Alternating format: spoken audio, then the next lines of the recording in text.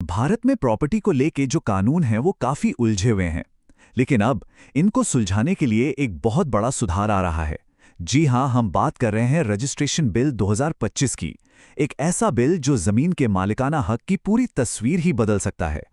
लेकिन सवाल यह है कि इसकी जरूरत पड़ी ही क्यों? अच्छा, जरा इस आंकड़े को देखिए। भारत में जितने भी सिविल केस होते हैं, उनमें से 2/3, जी हां, 2/3 सिर्फ और सिर्फ जमीन और प्रॉपर्टी के झगड़ों से जुड़े हैं। जरा सोचिए, ये कितना बड़ा नंबर है। हमारे कानूनी सिस्टम पर इसका कितना जबरदस्त बोझ पड़ता होगा। तो आज हम इसी पूरे मामले को परत दर परत समझेंगे। सबसे पहले बात करेंगे भारत के लैंड क्राइसिस की। फिर देखेंगे कि हमारे पुराने कानून इतने उलझे हुए क्यों हैं। इसके बाद हम सीधे आएंगे गेम चेंजर पर, रजिस्ट्रेशन बिल 2025। जानेंगे कि इसमें आखिर नया क्या है और इसे और भी बेहतर बनाने के लिए क्या सुझाव दिए जा रहे हैं। और अंत में ये भी समझेंगे कि एक पारदर्शी, ट्रांसपेरेंट इंडिया के लिए इस बिल का क्या मतलब है। तो चलिए शुरू करते हैं हमारे पहले सेक्शन से, भारत का भूमि संकट। आखिर ऐसा क्या है कि हमारी अदालतों में प्रॉपर्टी के केस इतने ज्यादा भरे पड़े हैं?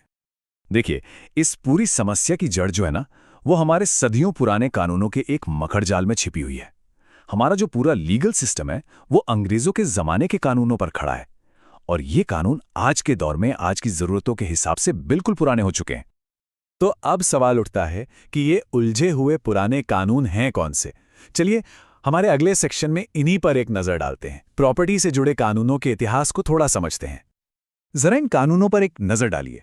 1882 का ट्रांसफर ऑफ प्रॉपर्टी एक्ट, 1899 का स्टैंप एक्ट, फिर 1908 का रजिस्ट्रेशन एक्ट और 1925 का इंडियन सक्सेशन एक्ट। यकीन होता है हमारी प्रॉपर्टी के अधिकार आज भी इन कानूनों से तय हो रहे हैं। मतलब 100 साल से भी ज्यादा पुराने कानून। और दिक्कत यह है कि ये सब आपस में ऐसे गुंथे हुए हैं कि कंफ्यूजन और झगड़े होना तो तय ही है। तो फिर इस पुराने और उलझे हुए सिस्टम का हल क्या है? यहीं पर एंट्री होती है हमारे तीसरे सेक्शन की, the game changer, registration bill 2025। ये एक कोशिश है एक मॉडर्न इंडिया को एक मॉडर्न सॉल्यूशन देने की। Land law expert BK Agarwal ने इसकी आत्मा को बहुत अच्छे से समझाया है। वो कहते हैं कि इसका असली मकसद सिर्फ नियम बदलना नहीं है। असली मकसद है टाइटल की सुरक्षा देना, मतलब मालिकाना हक को सेफ करना, धोखाधड़ी रोकना और एक ऐसा पब्लिक रिकॉर्ड बनाना जो सबके लिए खुला हो। मतलब साफ है, ये बिल सिर्फ कागजी कार्रवाई बदलने के लिए नहीं है। इसका असली गोल प्रॉपर्टी के लेन देन में भरोसा और पारदर्शिता लाना है। तो ये बिल असल में करना क्या चाहता है? चलिए इसे 5 आसान पॉइंट्स में तोड़कर समझते हैं। पहला, जो भी प्रॉपर्टी खरीद रहा है उसके टाइटल को पूरी तरह से सिक्योर करना। दूसरा, किसी भी तरह के फ्रॉड या धोखे वाले सौदों को रोकना। तीसरा, ये पक्का करना कि ओरिजिनल डॉक्यूमेंट्स तक पहुंच आसान हो। चौथा, जो वसीयत को लेकर घर घर में झगड़े होते हैं उन्हें कम करना। और पांचवा और सबसे जरूरी, एक ट्रांसपेरेंट पब्लिक रिकॉर्ड तैयार करना। ओके, तो अब आते हैं सबसे जरूरी सवाल पर, सेक्शन 4। आखिर इस बिल में नया क्या है? कौन कौन से बड़े बदलाव ये अपने साथ ला रहा है? चलिए देखते हैं।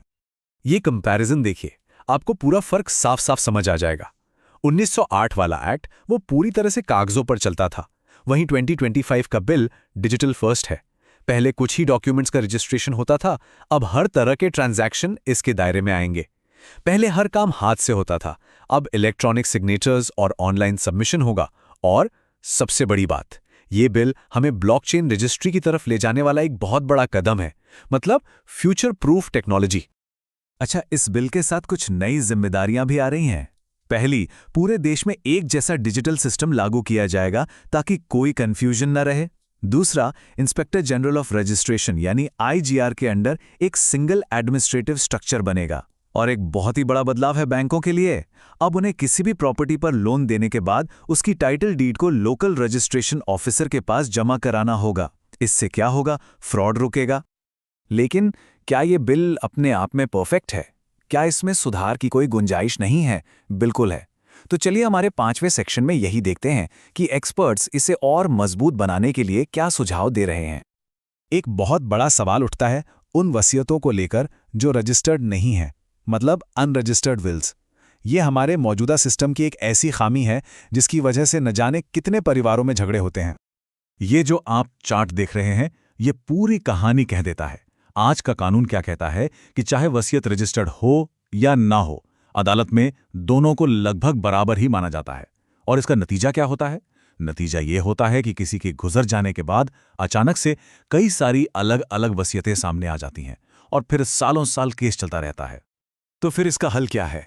एक्सपर्ट्स का कहना है सिंपल है, सारी वसीयतों का रजिस्ट्रेशन कंपलसरी कर दो। इससे होगा ये कि जो वसीयत रजिस्टर्ड होगी उसे ही कानूनी तौर पर प्राथमिकता मिलेगी और भविष्य के ढेरों झगड़े शुरू होने से पहले ही खत्म हो जाएंगे। इसके अलावा भी कुछ और बहुत ज़रूरी सुझाव हैं, जैसे कि हर प्रॉपर्टी को उसके मालिक के पैन या आधार कार्ड से लिंक कर दिया जाए। इससे बेनामी ट्रांजैक्शन पर रोक लगेगी। एक और बढ़िया सुझाव है, अगर किसी प्रॉपर्टी पर कोई केस चल रहा है तो इसकी जानकारी रिकॉर्ड में दर्ज करना अनिवार्य हो। शहरी इलाकों के लिए एक अलग रिकॉर्ड ऑफ राइट्स बनाने और उसे प्रॉपर्टी टैक्स के डेटा से जोड़ने की भी बात है। और हाँ, सरकार जो ज़मीन देती है उसका भी रजिस्ट्रेशन हो, भले ही फीस ना लगे, ताकि ये पक्का हो कि ज़मीन सही इंसान को ही मिली है। तो अब आते हैं आखिरी पड़ाव पर। इन सब बदलावों का बड़े लेवल पर मतलब देश के लिए क्या मतलब है? हमारा आखिरी सेक्शन इसी पर है, एक पारदर्शी भारत की ओर। असल में ये जो पूरा बिल है ना, ये ई गवर्नेंस का एक शानदार उदाहरण है। ई गवर्नेंस मतलब जब सरकार अपनी सेवाएं देने के लिए टेक्नोलॉजी का इस्तेमाल करती है, और ये बिल ठीक यही तो कर रहा है, चीजों को आसान, तेज और पारदर्शी बनाने के लिए टेक्नोलॉजी का इस्तेमाल।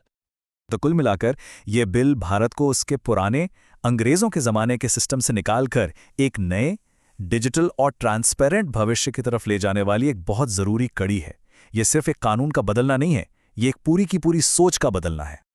तो आखिर में सवाल वही है, क्या ये बिल वाकई भारत में प्रॉपर्टी ओनरशिप का भविष्य बदल पाएगा? देखिए, बिल एक बहुत बड़ी और ज़रूरी शुरुआत है, लेकिन इसकी असली कामयाबी इस बात पर निर्भर करेगी कि इसे ज़मीन पर उतारा कैसे जाता है और समय के साथ इसमें ज़रूरी सुधार होते हैं या नहीं। ये एक सोचने वाली बात है, नहीं?